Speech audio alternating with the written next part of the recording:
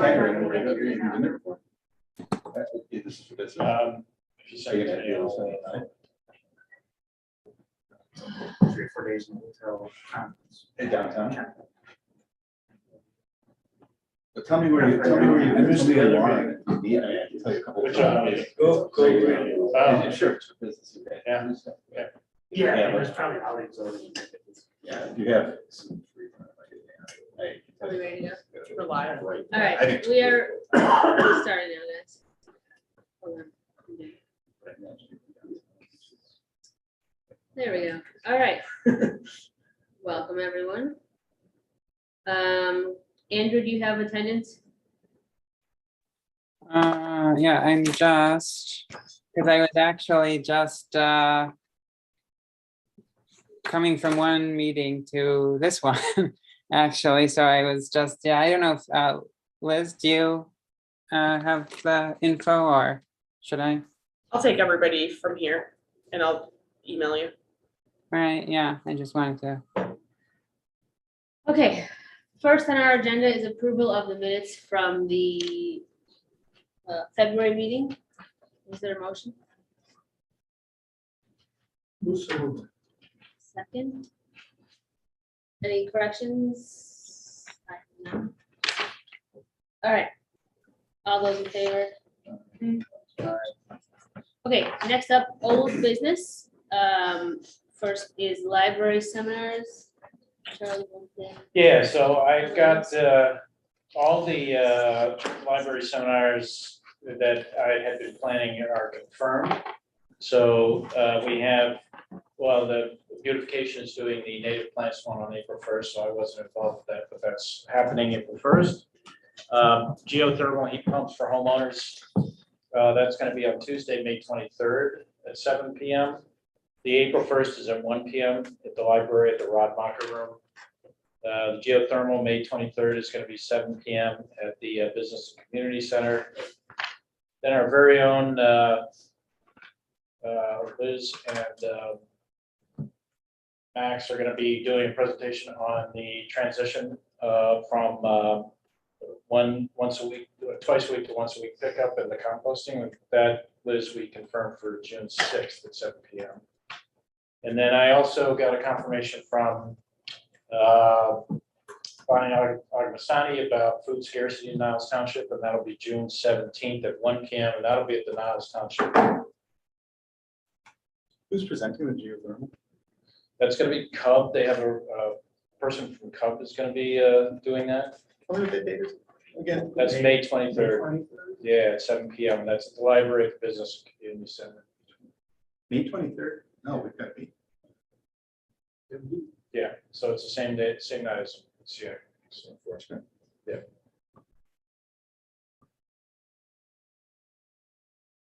Unless we wanted to reschedule, but that was the time we did. Field trip. Yes. It's an hour-long presentation. Hour and a half. Thanks, Charlie. All right. Okay, next up, our not no mow May, but delay until Mother's Day mowing message. Which you all should have received. I'll keep this one short this meeting. So we went over to beautification with the messaging, got a hold of University of Minnesota Extension. They're definitely, I would say, the leaders in the Midwest regarding the bees. And so we decided to just keep the messaging really regarding the early pollinators bees. That's what No Mow May is for, and that helped a lot with kind of not getting it into natural long hair and so much on this one. We'll do some separate messaging on that type of stuff. So in short, beautification really likes this final draft. Our own green sector committee likes the second draft, and we're gonna push it out in a couple of weeks here. So that's How it. it's going to be sent out? We'll do it on e-news and social media. We'll put it on the website. But I think the real benefit to it is when our property inspectors are, out and they're seeing, tall grass complaints and working with neighbors on tall grass complaints and things like that, they're gonna have something to give them. And then at the end, we decided to add a, something people can put in their windows if they want, so that will help. Yeah. That's about all I have. And, now that we've worked this one out, I think we have a really nice format for the future messaging, looking at natural lawn care and maybe some tree planting, things like that. Are there any updates on the? I knew that I wasn't gonna be able to do that before the No Mo May stuff, so it's on my list. Okay. I owe you. Yeah. I owe you stuff. It's in Evanston's code anyway, but hunt down and appropriate. Angel should know. She worked on it together. Yeah, we have had internal meetings. We're ready to go on it. I just have to get it out and write it and get it out. But, I mean, the good news is our current ordinance, you can do a lot with our current ordinance as far as, natural lawn care and having some pollinators in the lawn and things like that. It's not that prohibitive. I would say the big change is going to be on the parkway, just that change of not having to have turf on the parkway. So that's all I've got. Okay. Next up, spring greening. Yeah, we're rolling along. That's taking a lot of my time right now. Spring greening is coming up very soon, Sunday, April 2nd. There was an e-news messaging out on it today. The vendor should be finalized like any day, and the park district will update that website. But all the main vendors are there. Everything's rolling along. It's going really well. We just need the weather to cooperate, and that's kind of what makes or breaks the event, really. So if I say it, then it's going to be great. So.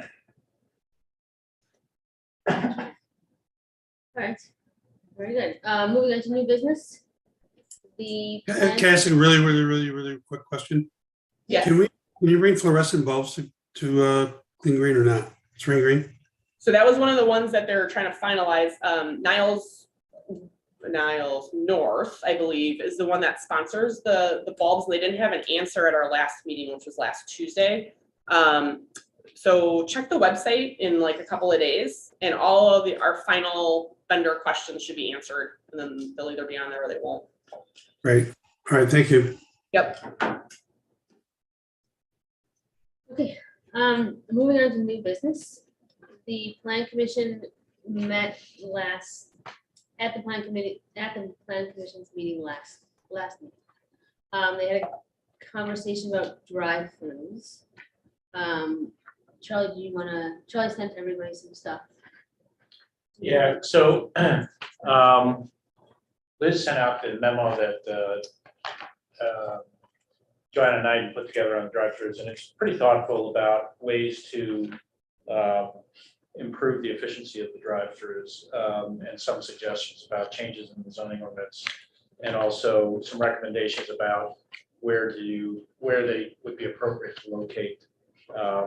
So if you haven't had a chance to look at that, it'd be worth looking at. I mean, I don't know what prompted this conversation. I'm just glad that they're having it. But she addresses a number of concerns about the drive-throughs. So it's worth a read on that. I did make a statement on Thursday. I think people know, my feelings about drive-throughs, that they're fundamentally antithetical to sustainability just by their very nature. But one of the things that I did also address on Thursday was the economics of it. They're really, I was looking at property tax generation of commercial areas. I've been doing this for a while. This has been a project that I've been working on, but I did a comparison of area of Skokie that was recently redeveloped with drive-throughs and also some other developments. That area where the hotel was on Skokie Boulevard. We compared that to the Main Street, the commercial stores on Main Street that people are familiar with, maybe just west of Crawford Avenue. And if you do an analysis of property tax generation per acre, the older commercial areas generate more property tax by about 24% than the new areas. So the point of that is, it's not really, I mean, property tax analysis is very complicated, and it's very difficult to come to any kind of firm conclusions about what's going on based on that, but it is illustrative. It is an example of the impact of having auto-oriented development, where you're pushing buildings further apart, and you're making more room for driveways and parking lots. And it definitely reduces the economy, the economic productivity of an area. So in terms of the justification of drive-throughs being economic development, that basically is not true. The drive-throughs are an auto-oriented development really is pretty significant economic downgrade, and that's been a pattern that we've seen in Skokie for some time. So I don't know what we're doing. Are we making a recommendation on this, or what are we doing with this issue? I know that Joanna was making put the memo together, I think was looking for some guidance from the Plan Commission about how to proceed. I don't know if we want to have any input, or what She's is looking for comments from SEAC. From what perspective? Strictly sustainable. The memo, I mean, environmental? yeah, I mean, I think from the We're not the economic commission, so. right, we don't so want to so well, I think right, and then right, so I think that from a sustainability perspective, I mean, we can talk about it in terms of sustainability. We can also talk in terms of what her recommendations are, and whether or not how consistent they are with the sustainability plan. They certainly, it's moving in the right direction. I would be of the opinion that from a sustainability perspective, the drive-throughs are fundamentally antithetical to sustainability. And we should be, I think we shouldn't, I think there can be a case in some cases of maybe having a drive-through if, like, for example, in a pharmacy where you have people that have ambulatory limitations. But from a sustainability perspective, I can't see any justification for drive-through at all. So I don't know how other people want to feel about that. I think Johanna's intent here of limiting the location of drive-throughs, which would, make them in only applicable in very specific areas, I think is a step in the right direction. I think one of the other things she recommends there is reducing the parking requirements. So right now, drive-through has the same parking requirement as the sit-down restaurant in terms of the ratio of parking spaces per square foot. And if it's going to be a drive-through, she's suggesting that maybe having a different ratio. So instead of having the parking and the drive-through lanes, just having the drive-through lanes.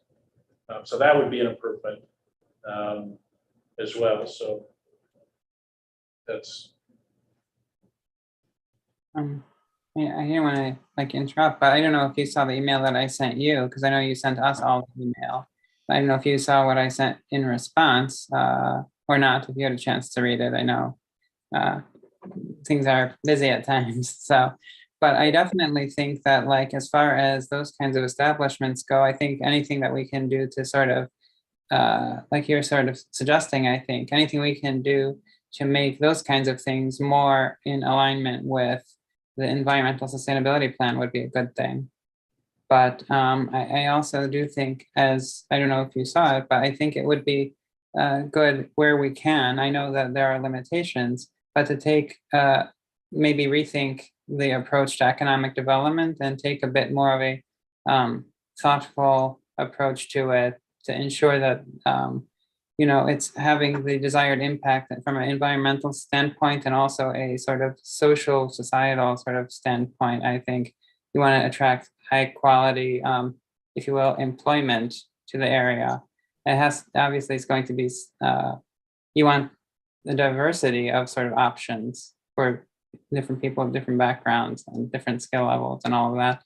But something that also is going to offer, living wage, is going to be environmentally sustainable. I mean, obviously it's a complex, multifaceted situation, and I don't want to go off on a tangent here, but I think this fits into a larger discussion too.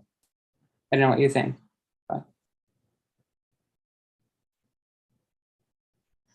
But it, it depends on what our purpose here is with regard to these recommendations. So I think you're right.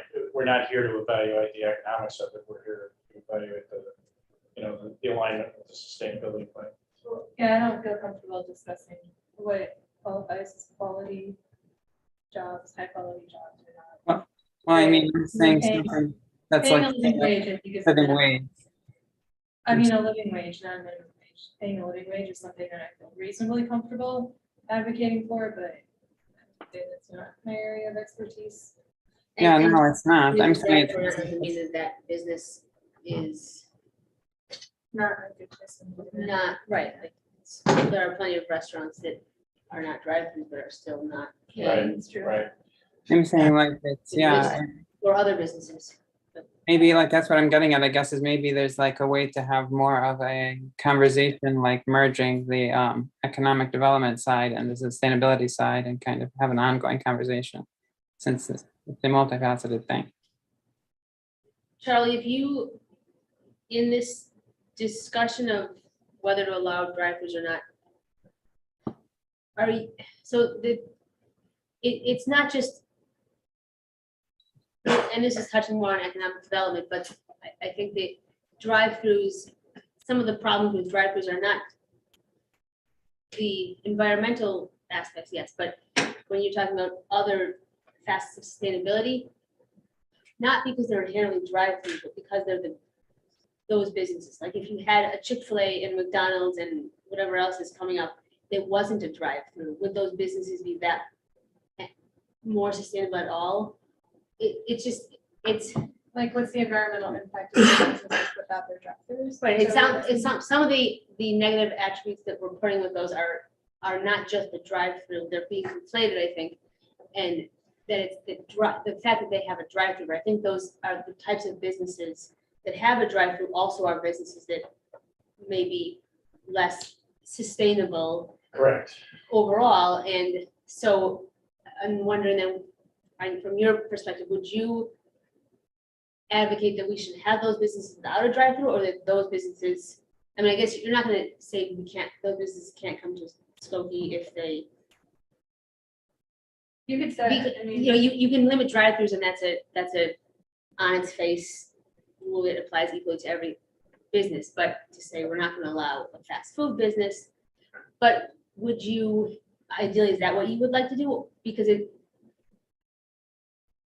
it's, So let's stick specifically to the drive-throughs, because I think the drive-throughs also, I focused on the snacks and the fast food in my review of, looking at the impact that, in terms of appropriate land use, right? But there are other drive-throughs, there are drive-through pharmacies, there are drive-through banks, there are other drive-through facilities. And I think what Joanna is speaking to is that broader, that broader set of land uses as well. So I would not say that categorically that there shouldn't be fast food, although, I'm not a big fan of, having more fast foods. Although I think there are characteristics of those kinds of, businesses that we need to take a look at. I think fundamentally, I think those are ancillary uses. They're not, we have a lot of them that are sort of standalone. And when they're a standalone, especially with a drive-through, they're really a nuisance, right? I mean, it is kind of a nuisance business. But if you have like a food court, a shopping mall, you have a lot of different kind of restaurants in there. That's not the primary activity of the shopping mall. It's not the primary purpose of it, but it has it there as an ancillary use to that establishment. I think there can be a case made for having different kinds of restaurants that are sort of an ancillary use to some other kind of development. And so I think the criteria that I would say is that if your business, if a business relies on drive-through as their primary source of revenue, I don't think that's a reason why we should allow the drive-through.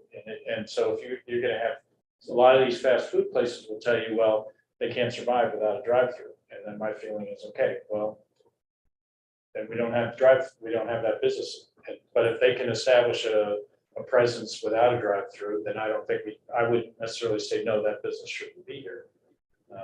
But I do think the issue of like single-use plastics and the generation of litter, the carry-out stuff, I mean, that could be that is something that I think we need to address more generally. But if we were to talk about drive-throughs, trying to deal with that level, and there's not even any mention about dealing with that in John's memo, but I think it would be a lot more difficult to get drive-throughs on board dealing with a lot of the sort of single use and the generation of material just by the very nature of their business model.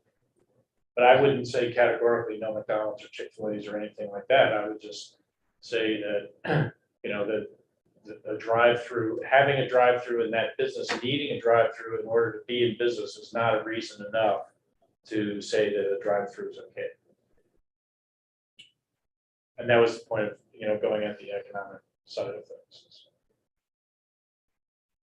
I think there are a couple of things going on, and maybe this is something you guys talked about offline that I don't know about, but one of them is it sounds like the drive-through is hurting a lot of aspects of our achievement of the sustainability plan, like decreasing single-use plastic, which the drive-through encourages, and making things more walkable, which the drive-through prevents. And the emissions, right? Like, what is it going to do to our emissions budget? And Liz, do you know if the emissions were from drive-throughs that currently exist were part of our greenhouse gas inventory? That's a good question. I'm not, on the like zoning and what Ted did on that is just not my area of expertise. So I'm not sure how that gets calculated, honestly. If they were looking at those types of categories, I would say they probably didn't get down to that granular of a level, if I had to guess. Because it was an overall emissions, and that would increase the emissions and still be if we were to just have drive-through parking on something, right? And I think You're probably right that it probably was included, but not as. It's probably, it's not new, it's not a nuanced enough analysis that it would be able to specifically call out how much that's contributing. I mean, the question I have is like the auto technology seems to be changing. And so I just feel like at some point the technology will take care of idling emissions. Not now, not for how many years, but at some point I would think that that's coming, does that change? Electric. It's on its way, but It's how many decades, So, right? Yeah. 1 or 2 decades, like, change. it's probably on the order of a couple decades, is my guess. Oh, you think so? But there's a lot more, the walkability is one thing. There's a lot more to the embedded carbon footprint of an automobile than just the emissions. Yeah. And if we're going to be building a community that is auto dependent, which is what we have, right? Right now, you go to some of these areas, you cannot walk around. And it's not being built for, minimizing the amount of car trips taken. It doesn't matter whether it's an electric car or, it matters in terms of if you have an internal combustion engine, you're generating emissions. Electric car, you're not generating emissions, but there's still a significant environmental impact of depending on automobiles. There's also pretty significant impact on, the economic resiliency of the community if you have only one way you can get around. And I think there's a pretty huge impact on the quality of the community, quality of life, having these, drive-through facilities or organizing everything so that it's a drive-through kind of topology. That sounds like it's a broader zoning question now than specifically drive-throughs. Correct, but drive-throughs are part of it. They Absolutely. definitely are, like, right, yeah, they definitely are, but it sounds like it's that. No, but that's part of the sustainability plan. The sustainability Yeah. plan talks about zoning and making things more compact, Of course, having more yeah. mixed use. And all this is very, More very, walkability, yeah. this is all very consistent with sustainability. Absolutely. I would say that one comment I have is people talk a lot about trees. Lauren, I actually at the commission meeting on was on the treadmill, it was on fast, and so I was able to get through it during my run. But your your analysis of cars and emissions and trees and sort of demonstrating the order of magnitude. I really appreciated it, and it's like, I was very happy that you brought that to the table. But I think that one thing that I see and that I feel is that we are not gonna plant our way out of this. And like oftentimes planting trees is like something that is like, oh, we'll plant trees. Like, I even appreciated that you brought up planting evergreens, but I really would like encourage that we move away from planting trees as a solution. Because we are not going to plant our way out of this. And I feel that planting trees, I think we should plant trees all day, every day, but not as a solution to anything other than we need trees, like we need to fill in the canopy. I don't think that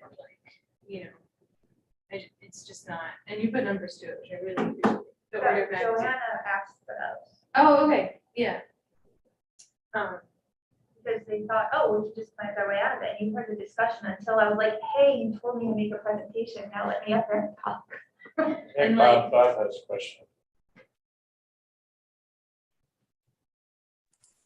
I was just thinking that if we want to have a more walkable community, that we should have a zoning philosophy that encourages that, and just not make it a automatic permit issuance without at least a discussion about a walk-up window versus a drive-up window versus no drive-up window for any business. And and I think we just can't focus just on food. So even for example, I mean, I will occasionally use the driving lane to bank, and there will be 5 cars in a line and only one station open, but there are 3 of them. So, if the zoning says you have to have more than 1, or you have to have 2, you have to have 3, but it doesn't tell the bank that they have to have attendance of all 3. So it's, Yeah. I know it's a slippery slope, but I guess my point is, I would like to just not see a rubber stamp automatically. I'd like there to be more of a process or conversation to before zoning and permits are granted. And of course, supported by collection of data that we can use to help us make decisions.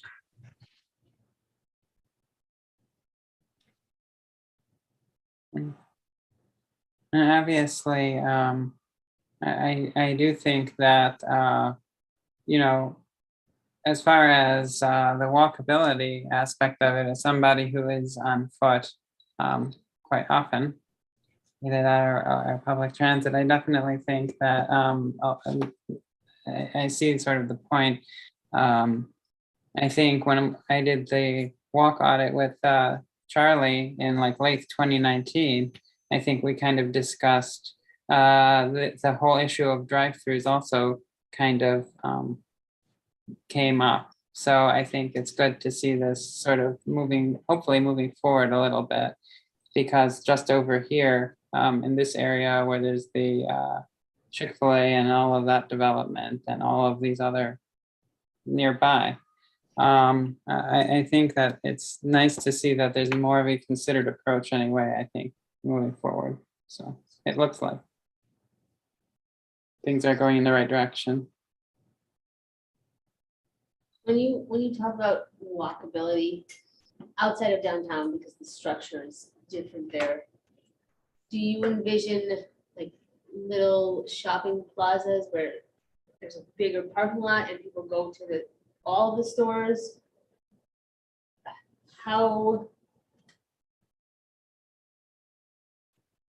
What does walkability look like outside of downtown?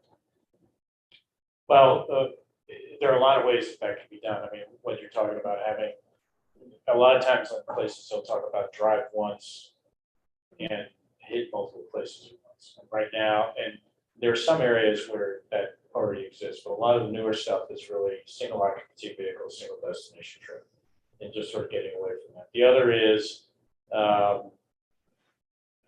having more mixed use development. So you have more reasons to be in a place than just a single purpose or for a single lot. So that would, that would then reduce the number of car trips that would be necessary in a particular area. So those are two ways to do that. In those places, though, the second example, does that still require a large parking lot? I think we over allocate the parking right now by quite a bit. And there are examples around the country of other developments, newer developments that have a lot less parking. A lot of communities are eliminating parking minimums, so just getting rid of parking minimums altogether. And to enable more mixed, more diverse kind of development and opening up the envelope for more different more opportunities for different kinds of businesses. But if you want, I could certainly look up some examples of some alternates. When you talk about the mixed use, this is residential, Could be like a residential, blend kind of thing? could be If you're residential, not, could but be if you're not office, in could that be. space. And I guess if you're in that, if you have an office there, you would use those, walk down there, but if you're somebody who lives in a residential part of town, they still need to get. Right. You know, the thing that also comes to mind is gonna be the mall development, since it sounds like the blend type thing is Right. what they're going for and how that's gonna And affect. they're looking at doing a similar thing at Village Crossing. Yeah. Oh, and. The other thing, I think we also need to come to terms with, we look at commercial areas and we think about commercial activity, but the reality is, the nature of commercial activity is changing. Retail is cratering, so it may be that a lot of these areas just should not be, continue to be thought of as commercial areas, that they're, like we've been looking at the Main Street and everybody thinks, well, how do we revitalize the commercial area on Main Street? And maybe you don't, maybe you just have a certain amount of that area that is then gonna be residential, and then you have a much more compressed commercial area with commercial activity, but it also includes some mixed use, so it would have some residential in with the commercial. It seems like a lot of these new developments that include residential and office or whatever it is are great if you're coming to that as a new resident there, but most of Skokie is, almost all of Skokie is already developed. It's residents, a lot of potentially single family or still multifamily, but you're not living there. So it's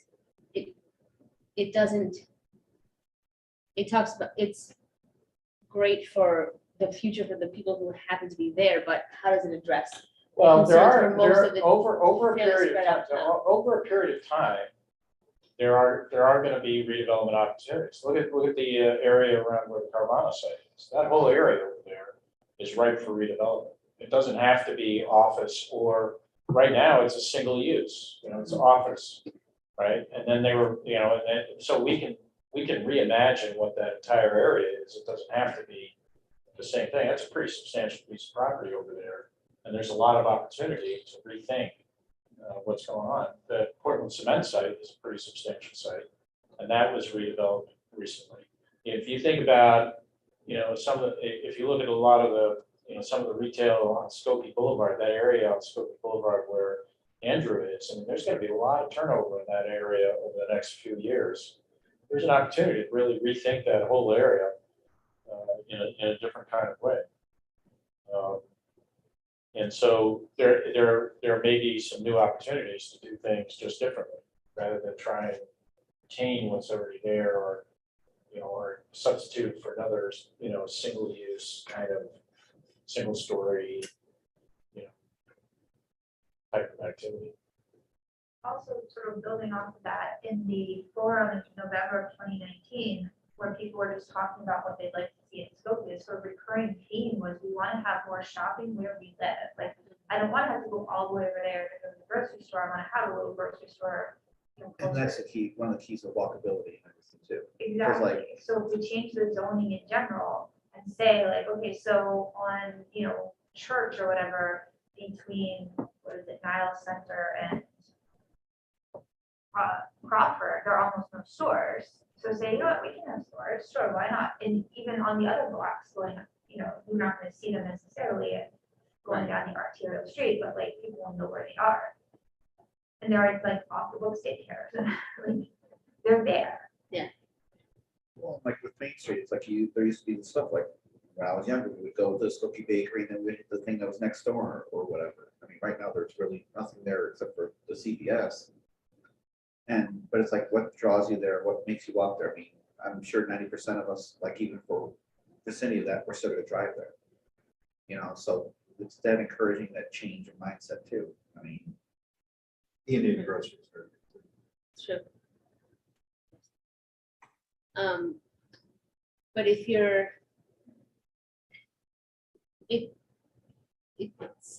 adding, I guess if you're decreasing the amount of commercial in these spaces, and maybe that's just what the economics dictates, that you're not adding commercial where people live, you're putting people living where commercial is, and so but in new places that people didn't really live before. What I'm saying is change the zoning so where it's only residential. Now you can put the grocery store, you can put the piano but studio, you you have can like put the mixed use cafe. and everything. Yeah, Right.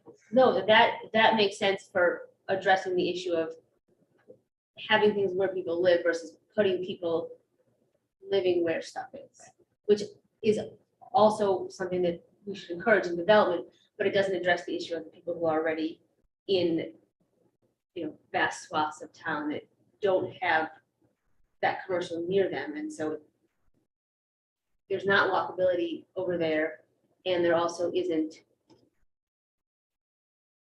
I mean, I guess it's all the same, there isn't shop where you live. Another question I'm wondering if you know if there's any data on this, if you have these kind of businesses, fast food restaurants that don't have drive-throughs, but aren't like in the city where everyone's walking, do they require bigger parking lots and more pavement than a drive-through? Because just thinking of the places that like Dunkin' Donuts most of them have relatively small parking lots, but then they have 10 cars lined up with the drive-through. If the drive-through cars weren't going in the drive-through, you'd have a little more space because they wouldn't need that space. But if the parking lots are full as they are, or like 2/3 full at busier times, how would you address that then? The need a place for all those additional cars that are going inside instead. I was wondering if there's any. Well, why do we have to? I mean, why do we have to have a business that generates traffic? Right? I mean, why is it necessary? Why do we assume that the Dunkin' Donuts has to be there? Right? And that we have to then accommodate all the space for the cars? Why are we making that assumption? But I mean, the reality is that all businesses. Others don't have no business and they're gonna go out of business, then they don't have the So number of customers coming in. A small coffee shop operates on different everything, they don't have as much traffic not car traffic, but just customer traffic. Well, they're gonna be in a different area, the parking is just different. Right. yeah, I mean, what we've done is so you're talking about what we've done with a lot of the way we do things is supplanted foot traffic with car traffic. And the reality is there's just not enough real estate to do that unless you spread everything out. Right, And but you still need you still need a place for people who are coming there from somewhere else to put their cars. Okay, I don't have an answer to all those questions. I can tell you that for some things, it's just not gonna work. So what's our priority here? Right? What are we trying to build here? That was the question I asked. Are we building a place that we can drive through or a place that we can be? Let's build the places where people can be and imagine that rather than try and figure out how we're gonna fit all these cars in places that end up making the place unpleasant to be in. Yeah, like- I think it depends on what we want to do. And I'll tell you, I can tell If you you look at that, Dempster Street, that's built not for drive-throughs, and it's largely empty or, that's correct. so obviously there's things that could go in there to make that encourage development. But if you were to there, build but a it hasn't- drive-through environment in that, along those streets, you would have, that would be an economic downgrade. You would have a significant decline in the economic productivity of that area. True, although much of that area is economically. has But you zero don't have to productivity. have it be drive-through to have. I'm an not saying we alternate- should have drive there, but No, but what I'm saying is, Model there are, right there now are, is there are, not. that's right, the model right now is to have an auto orient, we start with the cars. And I'm saying is that, from my perspective, we start with the people and figure out how to get people there. From an economic development perspective, you know, people is where you create economy by having people there. You don't create economy by putting cars there. But if you want to have cars there, then you're gonna have a smaller economy, and it's gonna take up more space. And it depends on what you want to do. From a sustainability perspective, I don't think it makes sense to fill up the town with more space for cars. Aren't they considering that how much is part of it though? Yeah, They're considering taxes and stuff like that, so. you can't- well, but the auto-oriented, if you want to look at taxes, the auto-oriented development is a significant decline from what has been there in the past. It's a step down. So if you want to have more space for cars, you, on your property, your personal residential property, you're going to pay more taxes to pay for that.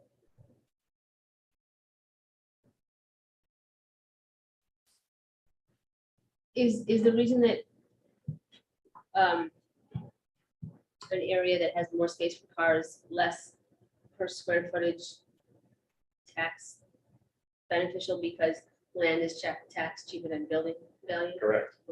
That's a big part of it. If you look at it, and I don't know how all the dynamics work, whether just a place that has more parking is, you know, a lower density place and therefore Yeah. generates less economy and therefore has lower value. Or there's a combination, like, for example, if you look at, like, there's several properties where the parking is actually a different PIN number than the building, and the building would be taxed at one rate, the parking is taxed at a considerably lower rate. But in general, areas with a large amount of parking are much less dense and therefore generate a lot less value per square foot, and therefore that property is going to be lower value. Not to play devil's advocate, but how does the sales tax from the restaurant sales factor into this, like, property tax plus the sales revenue? So the way the sales tax works is for fast food, that's a fully taxed, that's not considered like a food, like at a grocery store. So, but the sales tax goes to the municipality, it doesn't go to the schools. So if you transfer the tax revenue generated from a property tax to a sales tax, then the village, the municipality does okay, but the schools don't. How the incentives are. What was that? I think we use how the incentives are. The village has the incentive to improve these drive-throughs. Well, I don't know what kind of sales tax they're generating. That would be, I don't have that kind of data. It would be interesting. Yes, but a lot of times the village is going for sales tax. That's part of the whole strategy with retail. That's why the village is pushed on retail, it's trying to generate sales tax. Those are zoned, I mean, but those are not zoned residential, right? Those are zoned. Like, if you're talking about zoning, then they're zoned for sales tax. basically. Right, right. They're still gonna generate property tax. Well, the zoning has nothing to do with the, No, but I mean, Taxes. Lauren's indicating, Lauren's saying that, like, that's the incentive, but it's not necessarily an incentive because, like, there is just incentive just to have business, right? Because of that sales tax. But I mean, because it's zoned that way, like, that sales tax is gonna come from our businesses. Like, it's not gonna be residential, right? It's not gonna be a property tax. Although there is property tax associated with it. But the question is, the property tax per square foot is lower if you have a small building and a large lot, instead of having building. Yes, but you would get more sales tax out of building.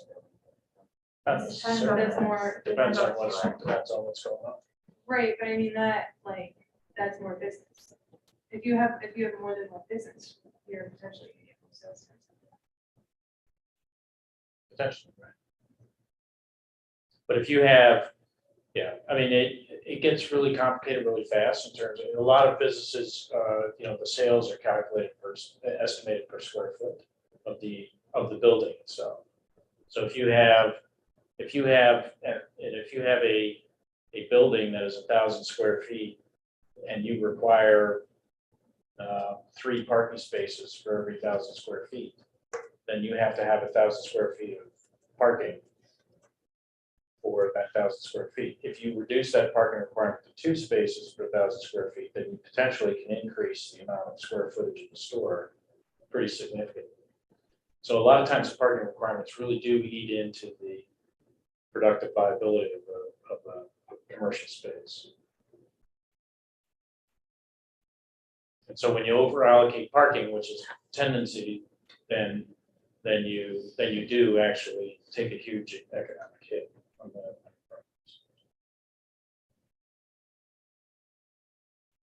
But anyway, from this drive-through, what do we want to do with this? I mean, we can talk about this. I was just gonna ask, where are we going? Yeah.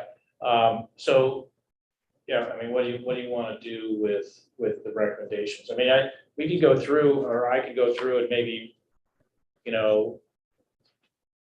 mean, people should read it and get some thoughts on it. I can go through and, maybe identify some areas and how they relate to the sustainability plan to see, so people can at least have a guided walk through it. Or is the planning commission looking for something specific from the CAC? I mean, they were just looking for commentary on the memo and the discussion. You went, right, to the meeting? Yeah. Yeah. But are we looking for a thumbs up for Joanna's recommendations that she made about the zoning? Parking To change? be honest with you, it wasn't clear to me what the plan commission is planning to do next. I think they're exploring, I think they're just. Yeah, they're a topic just that getting some exploring. ideas. I think Joanna is pushing this to try and get some guidance from them. I'd be curious, like, what are other cities doing to make businesses more sustainable? Is it is it demanding is it demanding like That's a good question. what are some of the things that other cities are doing? I think I read apps is a big one that they feel like the apps Yes. is making Right, it so faster. have it pre-ordered so Yeah. that there isn't the idling Get it. on site. And that thing that she's actually listened to. Well, also at the open meeting, I brought up, drive-ins. Yeah. And actually Scott Berman, who we reappointed plan commission, apparently owns the main Superdog. restaurant I used as an Superdog, yeah. example, I didn't know when I put that on there. But he said now they tell people to turn off their car and they have no island sign. That's great. That's So awesome. that could be sort of like a Yeah. good alternative. But it takes up some land, but not nearly as much as like drive-through plus parking lot. I mean, so the other challenge with this too is the pickup, right? Because people are still ordering things and picking it up and restaurants are offering that. So, I mean, Yeah, Uber Eats and stuff. yeah, you get the delivery stuff too. So I think it is, there are broader questions that we could get into with this. So I mean, so I'd be willing to take a look at this and just say, these are the things that are consistent with the plan and these are the potential impacts. We could probably do a little bit, some research on what other cities have done to try and improve, the performance of drive-throughs. Well, I'll email you our favorite secret fast food restaurant. Too soon. That's investigating, it's going undercover, see how that Taco Bell is Is it a drive-through? changing the environment. It's a joke. I said, well, I'll email Charlie our favorite fast food Oh. restaurant. You'll be going undercover boss at Taco Bell. Do you think Tad is not as a resource to you? Yeah, I mean, What other cities are doing? Backgrounds and planning. Some places are banning drive-throughs, right? You know where, like out west? Creve Coeur, Missouri, suburb of St. Louis, St. Paul. Oh no, Minneapolis did, not St. Paul. Oh, Minneapolis. That doesn't address what you got here already. Right, But we could say no new sign. yeah, there's no new drive-throughs, right. You still have emissions. What was that? You still have emissions from existing stuff, so I'm wondering how our state is dealing with that. So Yeah, I don't know how they're dealing with that, but and new drive-throughs means no more new drive-throughs. Yeah, I'd be curious as to like how that actually went in practice, like the reaction from different segments of the community. And So I think it's relatively new, Andrew. So I don't know if there's much to draw on in terms of what the experience has been. Yeah, I mean, it's interesting here in Minneapolis. They got cold winters Yeah. and they love their drive-throughs. Well, I guess they love the earth more. That's where Ted lives, so. I don't know. I mean, you gotta ask them and we'll see if people are happy with it. Maybe they don't. Long Beach, looks like they banned Long Beach, California. Well, yeah, they got a lot of good walkability in this whole area that they built up and everything. Yeah, It's Long actually Beach wrong is where an Grand interesting Prix is. like redevelopment story. Oh, I mean, Long Beach is a great story for redevelopment. It used to be dead, and they brought the race in actually, and then it's all walkability down there along the shoreline and everything. It's really cool. Yeah, it is. I bet they had like an actual urban planning group who decided, hey, let's do this. But that was a cynical slash. They also have the Grand Prix Association. too. So Johanna is putting this to us, but not specifically with a prompt. Yeah, and I mean, I think it's kind of open on what the commission wants to do. It's Okay. obviously a complex issue. Yeah. Maybe not everybody even agrees with every single thing that everybody's saying. Maybe it's too difficult to give one report.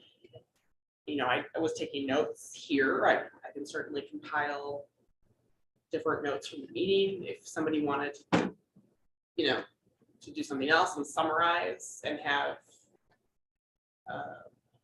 commissioners support that, that's okay. I mean, it's really up to whatever. You need an answer before the next CIP. I didn't get a date, but I mean, that's something I can reach out to her. on.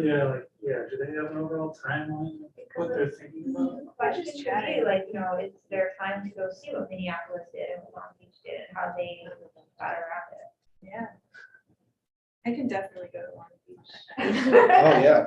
I'll nominate myself for the Take one of heads. the- Oh, let's go. You can just Van hand Pool. over a village credit card and I'm good. I'll get you Be passes. back in a week. There's cars right outside. We can take them this. When they- Yeah, electric cars. Down. You wanna go? Yeah, so she has, I mean, if you read this, One, we have to take one each. One each. if you read. That's all, Long Beach that's State? tough. That's super tough. Sorry, there's still a lot. Just for- I understand. I wanted to bring this back. Okay, everybody. I wanted to bring it back and suggest something specific. Yeah, We should read what she says, because she has some very specific recommendations. yes. And, Please. if there is a suggestion above and beyond what she is suggesting, then maybe, we can suggest that. Or if, people feel like her recommendations are good and she should proceed with that, then we can give her that kind of, Yeah, those were what again? Those were the changing the zoning to not be allowed. So, managing the vehicular impact, reduce parking requirement at drive-through establishments. Restrict the location of drive-throughs, so that they would not be allowed in mixed-use districts. And, they could not be the drive-through could not be visible from the street. And then require a plan on record that addresses how operations are managed. I think that's getting to what Bob was saying about 3 lanes, but only one is available. Yeah. prohibit deliveries during peak usage times, and require mobile ordering.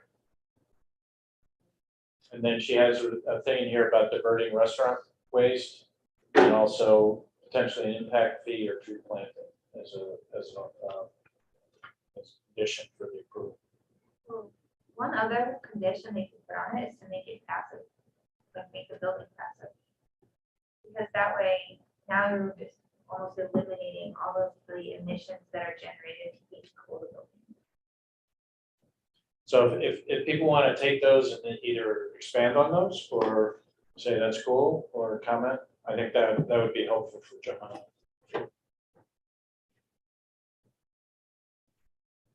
We should do that now.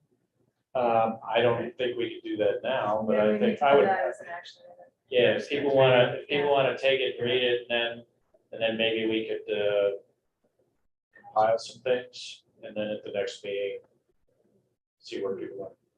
And then also if there's anything, any refinement she wants to give us or anything she's looking for more specific. She does give a specific recommendation for parking. You know Right. where that came Yeah. from?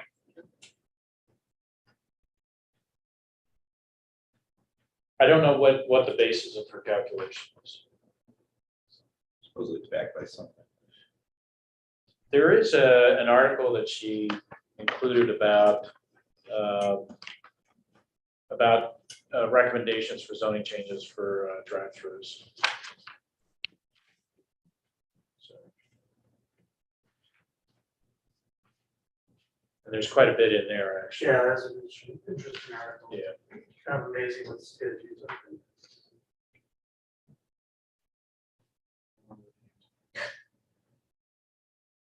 So, You do or no? I do. so you don't have to agree with me on my position, but if you don't, I won't be your friends. I think it was like the city of Salt Lake trying to make some local ordinance to improve things. And then the state legislature passed a law that says local municipalities can't do that. Oh, that's really common in a lot of places. Yeah.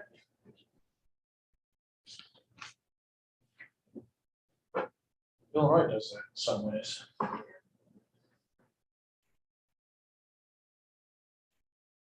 All right, I think that's, I'll get a timeline. I'll see if anything's due before the next meeting. So. okay. Next up, we have compost week. Yes, I lost my agenda.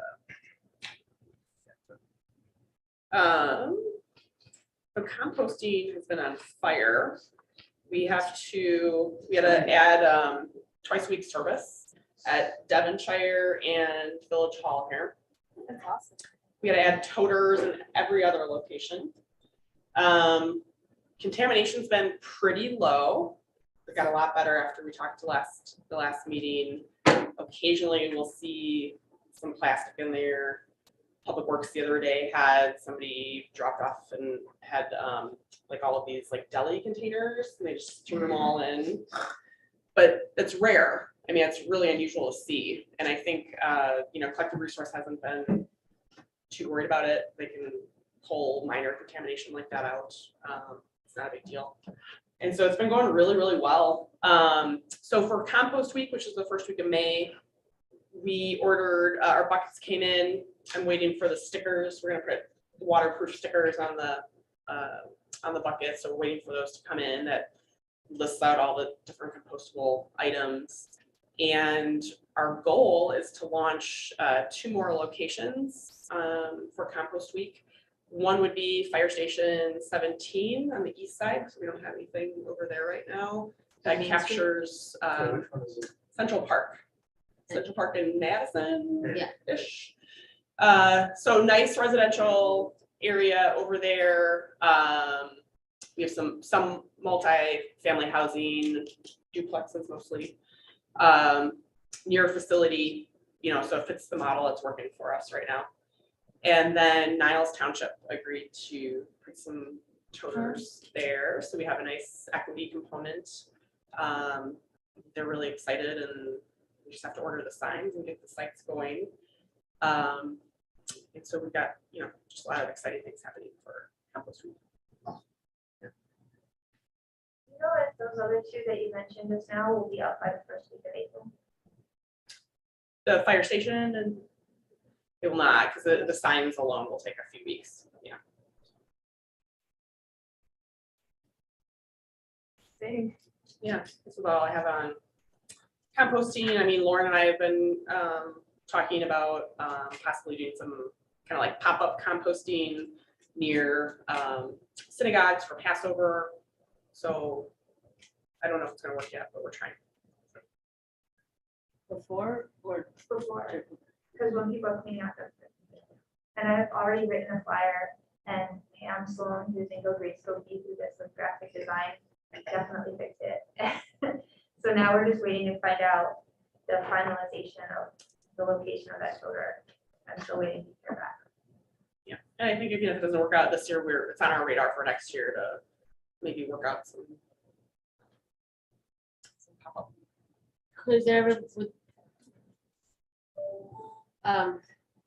this year would work out with spring greening being 3 days before Passover, but to have it at spring greening is a I don't think Well, I spring guess it greening needs is to a be- good venue for it, because, I mean, we were talking about traffic and everything like that. I mean, why not have these sites around town where people don't have to stand in the big line? to Yeah. actually compost? Bring So, your electronics in your compost. Yeah, Speaking of idling, yeah. Compost that you've been sitting collecting for months. Mhm. So, It's already compost, put it in your garden. Bunch of banana peels, Shredded. shredding paper with banana peels. You don't have to wear a gas mask. and then City of Chicago actually reached out to us about our little composting program here. I had a Zoom meeting with them for about an hour. They were just fantastic. And now I've got 3 great new connections in the city in case we've got, back and forth waste hauling, type stuff. So, That's awesome. yeah, that was kind of exciting that Chicago is looking to us for Little Skokie. little Skokie for. Was it sustainability that reached out to you? It was the waste management team. Oh, okay. Yeah, I have to look at their names again, but they were great. So, They have the volume. Yeah. Like, yeah. Do you feel like the success do you feel like this has like exceeded your expectations? I do. I think especially from the contamination standpoint, Yeah. I really just kind of cringed when they were Yeah, opening yeah. kind of like that first week, we saw diapers and oil and Yeah. sorts of stuff. And I thought, oh boy, here we go. But no, I think the people that are utilizing the compost drop-offs are really clued in to our e-news. And, the fact that they're making the effort. yeah, you're going out of your way as opposed to even Yeah. like the contaminations you see in recycling, it's at your house, and so people have the bin already. And I would suspect the contamination that we saw with the plastics was maybe even like a household conversation of, maybe a spouse telling, hey, go compost the food. And, the one spouse maybe knew how to do it and sent the other spouse and they just Or maybe grabbed they all the sent plastic teenagers. stuff or Yeah. or teenagers or something. So, stuff like that happened. So I would suspect that's probably what's going on in that case. So, but no, it's been really good. We're having a little bit of issue with pizza boxes just because of the size of the toter, 1 or 2 pizza boxes gets in There's there. one downstairs up front. So. Yeah, and so I did talk to Erlene about that, and it's just the model with our outdoor drop-off program isn't quite fit. So she said ideally, how she would normally handle that is people would have like a little stack of pizza boxes. Well, with rodents and all that kind of thing outside, we can't do Yeah. that. And then the other solution is Public Works would bring a larger toter over. As soon as we do that, I know we're gonna get garbage. Yeah. And so it's just been kind of a, so if you notice for Pi Day, we messaged, try to recycle your clean pizza boxes if you can. yeah, I was wondering, wait, so Yeah. that's what I'm wondering about, you're saying that people are composting them, but that one that went out, it said recycle the box and compost the Yeah, inside? so basically composting is still an expensive option for us as opposed to our recycling program. These toters on like a per pound or like per volume basis, just more expensive than our recycling program. And so there's no issue with recycling a pizza box, it's the grease. So if you have a really greasy one, or, you know, we don't want pizza, so like message, sometimes we'll message, like, leave the pizza, give us the box.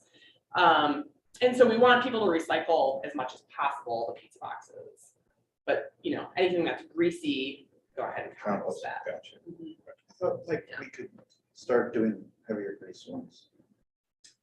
Not that I know of yet. I mean, the cups was a new messaging. They can handle the waxed cups now. The- I think those, with pizza boxes, it's like if there's like a dot of grease, like it's Yeah. not, like it doesn't have to be, No, but I thought there Spotless. was, I thought maybe it was something. there's a online little, that it I can thought- handle, I think, a little bit more grease than you originally, you know? And again, I will just say with this group, we get into the detail, like we spend too much time on the details. When I was looking at the flipping toters on the lids, it's like, just keep the pizza out of the box, or keep the yard waste out of the toter, and things like that. And so we, you know, you can have these Lowest long hanging fruit, conversations of yeah. whether 3 drops of grease is okay or not. but Versus 6, It's, yeah. yeah, it's Lowest not- hanging fruit. Pizza in the box. yeah, just get the Come on. pizza. the cups, the cups that are now recyclable, they're not compostable though.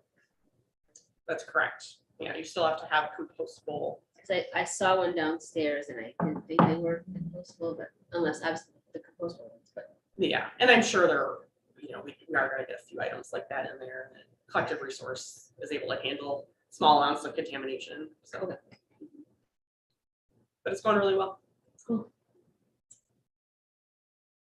All right, next up, we had talked last week about sort of a two-faceted approach to implementation of the plan on our end. And one was the assignment of liaisons to each sector of the plan, and then the other one was going through the plan and kind of picking out some action items that we thought were, as a commission, we wanted to pursue. The complicating part of that is that we don't really know that well what the, what are they called? No, what's the staff team is doing. So we don't, it's not productive if we're just duplicating what they're doing, if they're already working on those things. But we don't really know. Yeah, we did have one where they reached out to us. I know you And there's emailed been- us. There's been a few of those. And Like- when this meeting too, because we bumped it up a week, we missed a staff meeting in there. And so also I can report the staff meetings. They're 2 hours long and they're really fast paced, and we would use up all of our meeting time here learning what staff is doing. I mean, it's that fast paced right now. And so, yeah, so the model that I've been using, but again, we haven't, because we bumped this meeting up, we haven't had another meeting, is I added all the liaisons to the SEAC liaisons to here. And whenever we get call outs where staff needs help or wants input, then, you know, they get your contact information. You two got an email from me. So that's one way of doing it. And I think we could work it the other way, like if there are things that we see that we're passionate about, we could forward them to Liz and ask Liz to ask that staff liaison, you know, if there's space. Oh, and I can email out the staff liaison list to everybody too. I know Jenny and I talked about, you know, going through the plan and seeing if SEAC wanted to do anything particular. I just recommended, it's just the plan is so big, maybe we would take a sector at a time and look over it. Maybe we don't even do it that way. Maybe the liaisons here get together, you know, with a subgroup and get something out. There's however you want to do it. I've been thinking about this since even before last meeting and since we were talking, and I went through the plan again myself, you know, the last couple of days. But I guess I don't really have a good answer as to what's the most productive for us in terms, or like what's the best use of us? Are we better serving the plan just being here as liaisons, or if, other than things that people have specific interests of their own that they want to act on, but just because you're on the commission, you have that avenue. Like, should we as a commission really be trying to make work for ourselves or make things that we're trying to work on? I wanted to know what everyone else thought about that. Well, is the staff, the website has progress, things that you're working on, right? Yeah, so generally speaking, if you go through the plan and you look at the ones, those are the ones that we're trying to hit right now. And we're making a lot of progress. Like I said, I mean, if I would come and report all the progress to you, it would take up the whole meeting. And so it's just a matter of connecting. And then I would say another question I have is then how do we pull in other volunteer groups or people that want to help? I mean, Go Green is an example, and so forth. Laura and I thought that was a nice back and forth that you and I had today, where I just was very direct and I said, I don't have time. Can you contact the synagogues? But I'll help. But I can do this from a staff level. Like we've got like things that we can just run with. But then finding a contact for a synagogue and reaching out to them and having the conversation, that just takes a lot of time. And so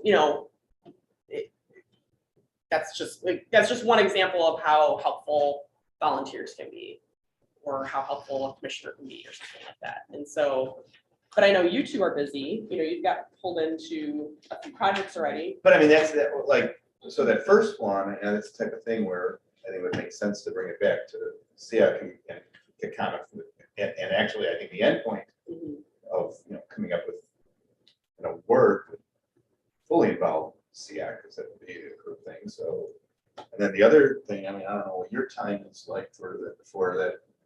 Honestly, you sent it to me when I was on vacation. I forgot about it like 2 seconds after I saw it.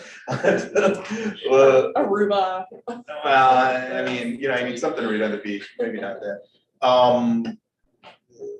But that's the type of thing where, yeah, I don't know for sure whether I'd be able to do it, but anyone in this group would be involved. They specifically said they want a couple people. Let's see. I like the idea that you said, like, you could email out to us the list of all the staff and which groups they're assigned to, because then commission members can look in the plan and say, well, I'd really like to work on this. Let me reach out to that staff member and see if that staff is working on it. Not, then we can bring it to a bigger group and say, okay, staff's not working on this one. Talk about this one. Will be Sophia, is that too, or at least the leadership? Yeah. So the other thing is, you talked about reporting on the progress. Is there going to be a regular cadence of reporting back on the progress? We have monthly meetings, and I would say we're just kind of getting to the point because budget hit us so close into it. So, I mean, what a lot of us did is kind of stop and say, oh, okay, what do we need for next year as far as budget and things like that goes. So that was, from November to now, I would say a lot of what we did. And then we also have some major projects going on, like Public Works is, and planning is heavily involved with the ED readiness. That's a program that's going full force right now. Try to push some of it's time sensitive. So the NOVO May was something I wanted to get out, and I knew I could get that out because it wasn't a code change. So different strategies to get, things working. But what about reporting back to this group here? I mean, would it be worth doing that? Yeah. On a regular basis? So to dedicate a meeting to. Yeah, I feel like it would, because I guess my struggle right now is we don't know what's going on, and I don't want to duplicate anyone's work or step on toes, but also we want to be cued in with what they're doing, so we know if we should be doing something or not. Mhm.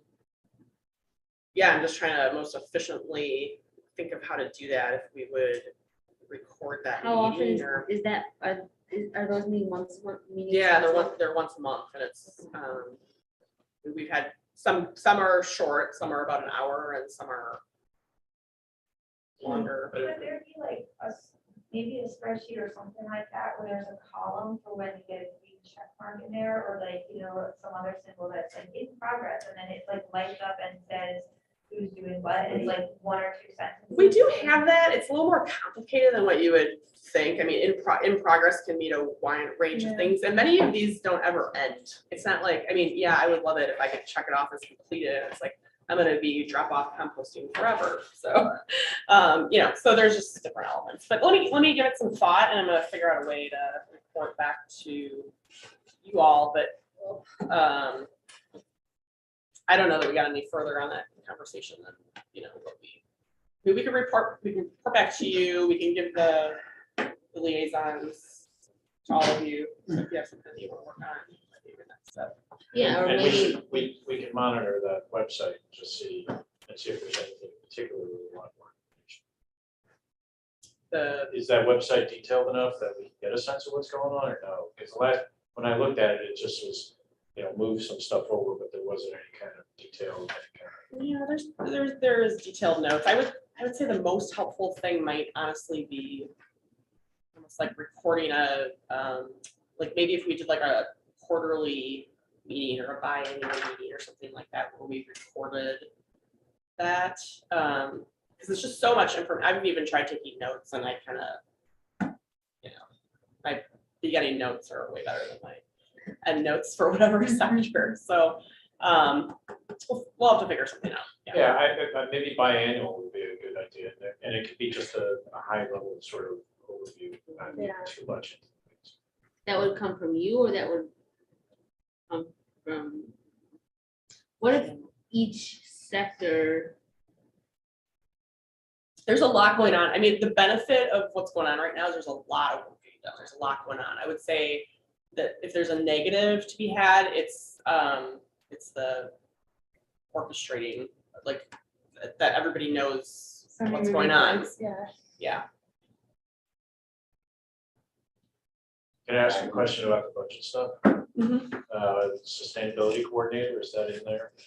I haven't heard that it's not, so that's my answer. And I don't know that I would be the person to know, you know, to be the final in on knowing whether it's in or out, to be honest. When does the board actually pass budget? Does What's it- that? When does the board pass the budget? The budget hearings are like mid-April, Is- typically. do Yeah. they have the allotments for which days, which yet?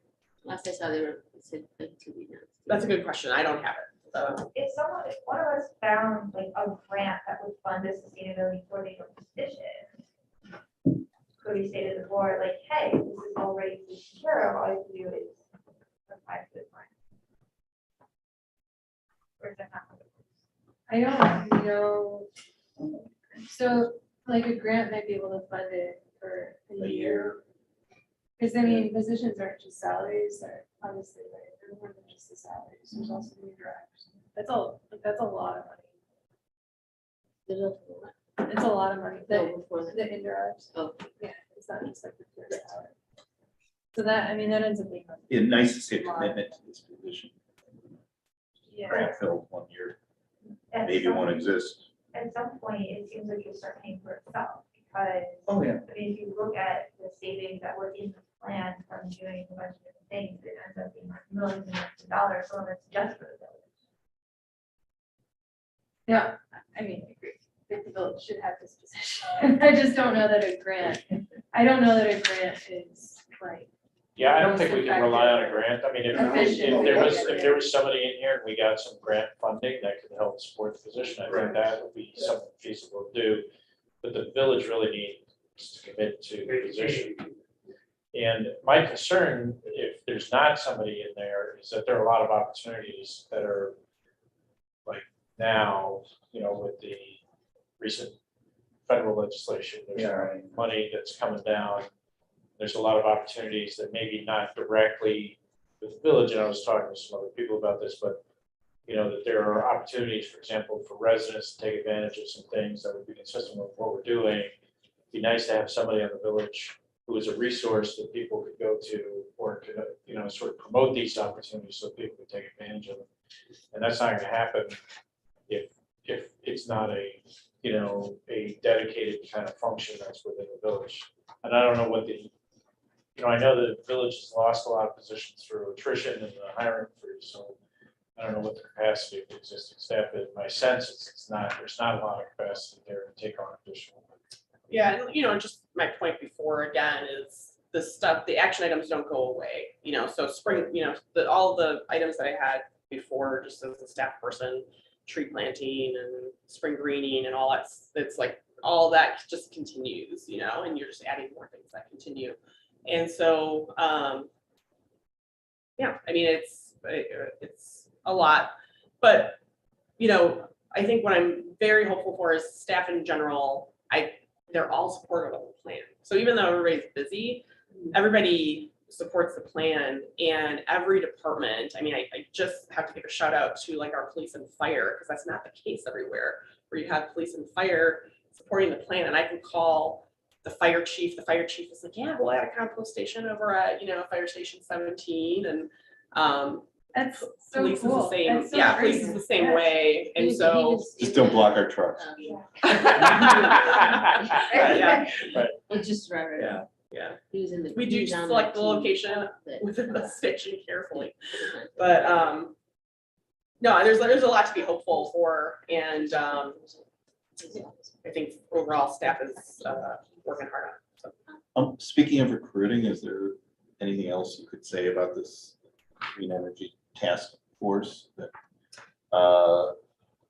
Other than what I People are sent you, I do not. Yeah. So, I mean, that is one of the, so Liz sent us this email because we're the liaisons they're looking for somebody. They specifically say 2 reps from SEAC to join this Green Energy Task Force, AKA GET Force. I don't know what it is. It's not no real detail about time commitment or deals with green energy. Anybody's interested. We're looking for SEAC people. I do not know a whole lot about green energy. Yeah. uh, Would it be, The question is the time. would it? But be- that is one of the things, once again, If you're interested, you follow it up you can either, just it's just reach kind of out, like, yeah. we don't know, yeah, they don't say Yeah. anything about how often they're meeting, or they don't say anything about their goals. month. So it's not- I don't exactly know what this is, so we Every But probably. I think as a liaison, this is the exact kind of stuff that can help all of us. Just reach out to them directly and ask. Who's there? Yeah, okay, So- well, I can follow up. and ask what Who's she they? was like. Say what? Who's they? Is this the same Johanna? Johanna. Knighton? Yes. Community development. So they only got the email? Right. So when Okay, yeah. You'll so- get your liaison email. No, I want to make sure, I'm making sure it's something that wasn't sent, got I it too, didn't right? see, that's all the thing, because. Yeah. That's all.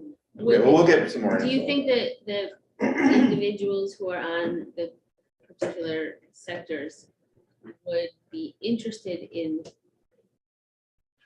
meeting with their liaison to kind of offload what they might be interested in, well, what Yeah. they're working on? Bob Render just met with me, right, this week. So Yeah, because I mean, this did kind of come from out of nowhere, and I Yeah. have no idea what it, I mean, obviously, we're Right. gonna follow up again, but I have no Like, idea. instead of us maybe going through each sector and figuring out what we want to do to, but because that is a big thing, instead of having us all sit and listen to all of it, it would just be whoever's on that team talks to, well, like, the green space one would. meet we have a them. meeting this week. Again, this meeting jumped ahead of our staff meeting a little bit. And so I can definitely mention that at the staff meeting, just remind everybody, hey, we've got this nice protocol now, this way to do things. So if you've got something, reach out to the. liaison. Or if And you just even wanna maybe talk. if it's not just like a specific item that we, like, Yeah, we're putting on right, this team, but just- this is what we're working on, so we have an idea of, maybe Synergies. some, Yeah. whoever their CF person is might have some feedback on it. Yeah. Or maybe that, or say that's something that CF would probably be interested in, maybe we can take that thing and run instead of. always having to do it. I was just gonna ask also, as far as I know that I have like the cross-cutting and education thing. With regards to, as far as on the staff, whether there would be anybody in particular, I don't know if you had anyone else in mind other than, say, I know that I did talk to, actually, just to get her take on something shortly after the January meeting, I believe it was. I spoke with Meredith about an idea that I had as far as sort of the education component. And she seemed to like the idea, which is kind of like this idea of a live stream interview, and as well as some time set aside for Q&A, so there can be sort of live participation over YouTube or whatever it may be. So audience members can also in real time get their questions answered. And then also presumably this would be archived for people to view later on. But I didn't know if there's anybody else that you think should be like looped in where the education component is concerned, outside of like communications. You could start with me, you know, as you have ideas, just loop me in, and then we'll kind of figure that out as we go with Meredith. Meredith is temporarily very busy with Anne's retirement right now until. Tennis? Yeah, Anne. Yeah. Oh, I didn't know that. Yeah, yeah. She retired last It was week. in the Skokie use, I think. She mentioned something about that. The retirement. Good for her. But yeah, so basically I also kind of, as long as we're talking about action items and implementation, I didn't know where exactly this whole thing would fit. But obviously I want to provide an opportunity for anyone also on the commission, you know, if they have any feedback on the idea. But yeah, the idea would be that it would focus on a different topic, you know, every time, and it would be that sort of a format with different people from representing different sectors, different issues, that kind of thing. So yeah, I just thought I would mention that as long as we're talking about action items, next steps, all of that. Andrew, remind me in an email, we do have I can share with you our calendar. So, you know, we have like this overall calendar of yeah, it's changed a little bit now with the plan coming out, but. So yeah, and I guess can email you about it and sort of discuss further as well. So Getting back on what we're gonna do, you're gonna give the staff the names of the liaisons. And I can even ask them to reach out, so Okay. that makes some introductions. And that way. then we're gonna identify areas that we have a particular interest in. Is that the idea? Yeah, I mean, your things you have interest in might not be. And we can reach out to liaison. you to get. I would contact. I mean, ideally, you would reach out to like me, and then whoever on the commission is the liaison. Got it, okay. Yeah, but right now, at least until we get some feedback, we're not gonna kind of make our own agenda of the plan. Yeah, okay. As far as getting progress, I was thinking like, is it possible for those sector leads to like do presentations that are meetings? I was thinking About about too, what if we they're working narrow on? like one, because it's so much, like if we narrow like one sector per meeting or something. Yeah. Like one a year, and then we don't, and then it's like 9. Yeah. That's an idea. I'll float that at the staff meeting. So, Because that's another way to. Yeah, I Keep mean, even us if we did 2, then we're like biannual, like we were talking about. Yeah. Depending on what, because some might have a 10-minute talk, so it's not a full meeting. Some might lead to a lot. Or also, I mean, if there are ones where there's more action happening, you just bring them in a couple times. Yeah. yeah. We can hang out at a parking lot at Chick-fil-A and have a lunch and learn. We'll all sit in our cars and be like a drive, watching on a Zoom screen. It's not on a Sunday. Well, if we use the parking lot on Sunday, then when we're having shared use of. the Yeah, parking lot. there you go. Yeah, excellent. Finally put that to use. Chick-fil-A is delicious, by the way. Have you had the lemon ice cream shakes? They're delicious. Wait, are you joking? Hot tip? All right, so we had that under our, well, I guess.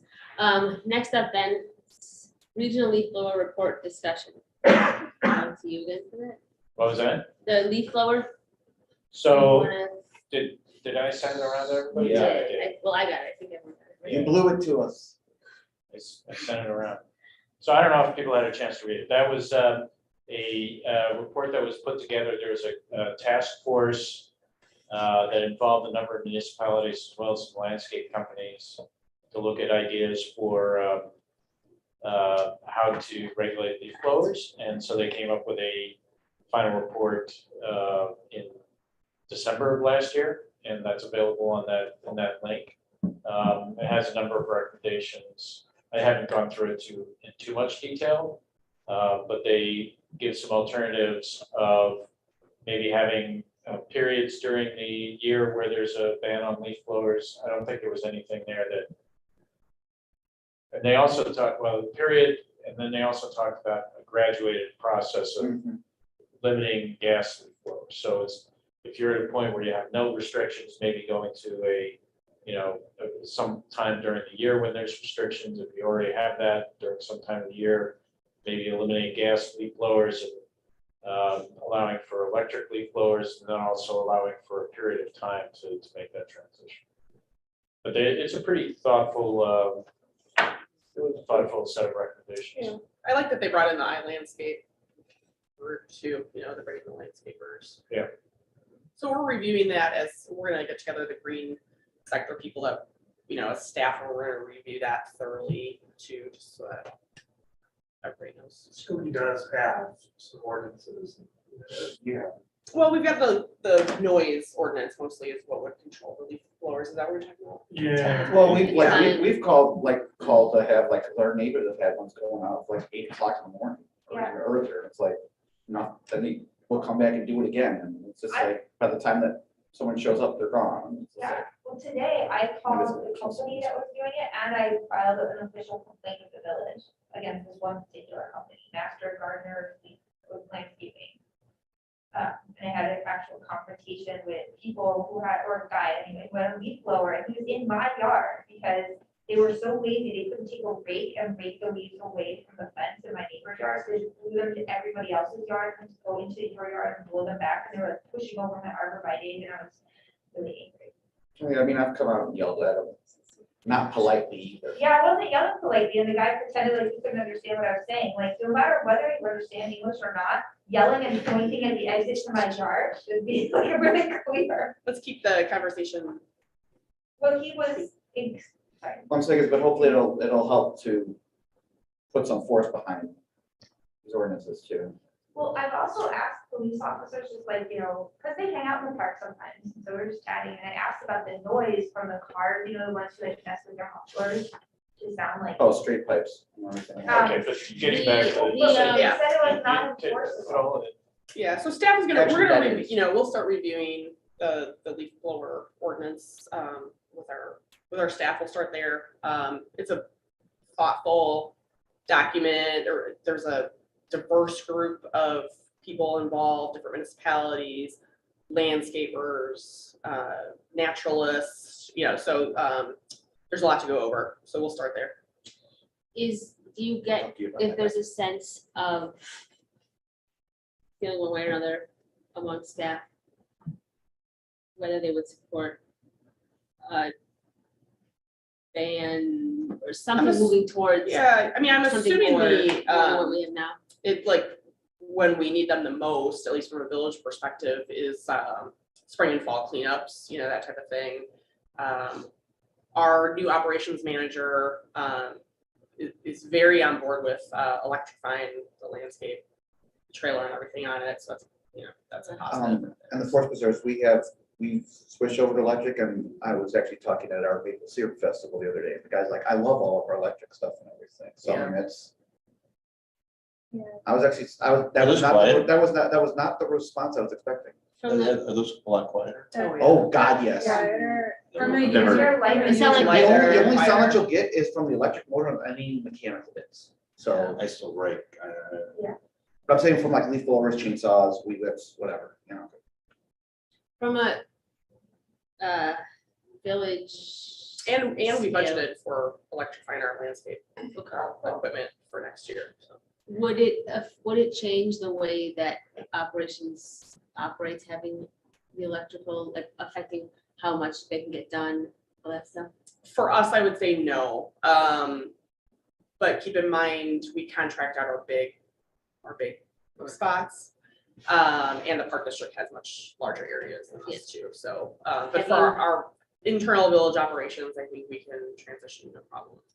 I will You know, say- they So talk on the about it all. trailer, Yeah, for where that stuff is housed, is it possible to put solar panels and that way just like Yep. the heat of the electricity? Yep. Well, for the village. Yeah, no, I- it's- Our operations manager is gonna look into all that. Well, no, man, like I know people. Do you know if the park district would be, I haven't talked to him on this. I did have a back and forth on the tree canopy goals and which census tracts were prioritized and things like that, but we haven't had a conversation. You know, we activate our products, you know, we make natural pesticides. And we activate it with a garden hose. There's no electricity, there's no gas. And you could do the whole yard, do everything with just a hose on the bottle. It's a product, it's all natural.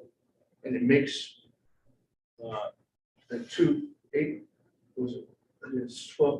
8 ounces makes 20 gallons. Because you're getting the coverage from the water. And the water evaporates and leaves the product, which is very, very safe. Around, keeps ants away and stuff. So that's what we sell with the summer. It does work. So there are ways, leaf blower, stuff like that is hard. You know. But as far as treatment. we're not at a point where we're. No, we're just doing learning about we're this. just reviewing the report at this point. The good thing about the report is it gives several paths Mhm. forward, so I Yeah. think there's an opportunity to. And it Consider also all. addresses the issue of the transition, that, you know, there's concern about burdening landscapers with having to switch all the equipment out. There is there is a path to do that, to allow for some lead time, so that can All right. That will conclude our new business. We also have other business. Is there anything under other? I business? just didn't have any other business last time. We had something to talk about. It's like there's no other business. All right, I have nothing under other business. Do we get any public comments? No, I checked today. All right. Well then, our next meeting is April 25th.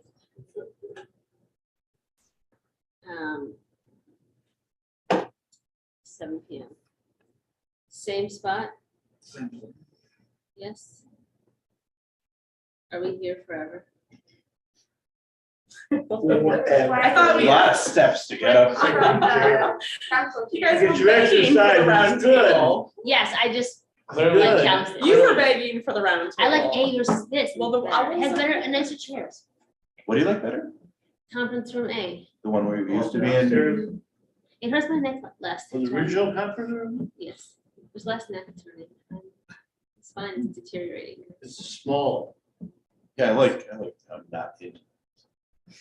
We could just steal I a think chair. they're Well, then I'd have to good sit, I'll sit there then, so I can just do this instead of this. That's fine. and this. It's fine. Head of the table. Okay. It's like not centrally located, it just didn't feel. You should be sitting there. Yeah, right over there, so you can see everything. All right, that makes sense. Efficiency. Good on. This told me this was a good spot, so I took it. Do you like this room? I've got nothing against this room. No, it's a We delightful. got space. Yeah, All no, I right, like this space in this room. put this in my calendar. It's a good move. Brain Just is like the turning. color. Yeah, can we get it repainted before next time? Yeah, the color could be better. It is actually.